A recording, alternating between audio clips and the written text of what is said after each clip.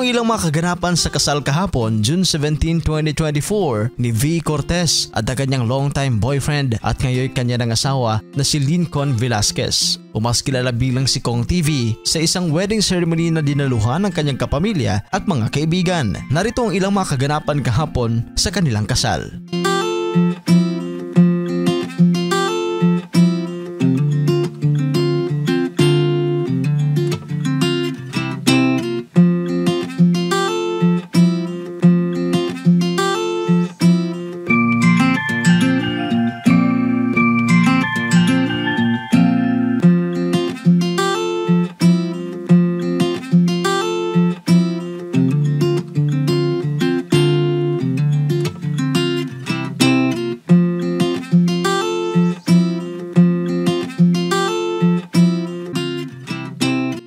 Masasabing bongga ang kasal ni Kong at V at makikita sa kanilang larawan na napakasosyal ng kanilang reception.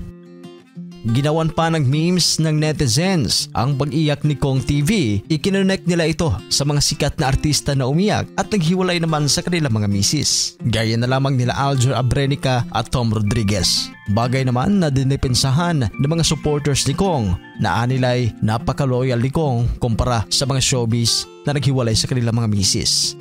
Matatandaang kamakailan lang ay ibinahagi ni V ang ilang picture ng pamamanhikan ni Kong. Kilala sina V at Kong bilang mga kilalang personalidad sa social media at noong nakaraang taon ay nagbigay buhay sila sa kanilang pamilya sa kanilang anak na lalaki na si Kidlat. Bago ang kanilang special na araw, nagbahagi si V ng ilang mga larawan mula sa kanilang pre-wedding photoshoot sa Japan noong Pebrero na kuha ng nice print photography. Ang kasal nila V at Kong TV ay isang inspirasyon sa maraming netizens na sumubaybay sa kanilang love story. Si Lincoln Velasquez ay isa sa mga kilalang vlogger sa bansa. Mayroon na siyang halos 10 million subscribers sa kanyang YouTube channel na Kong TV. Samantala, si V. Cortez naman ay isa ring vlogger at CEO ng V Line Cosmetics. Kaya congratulations, Mr. and Mrs. Velasquez.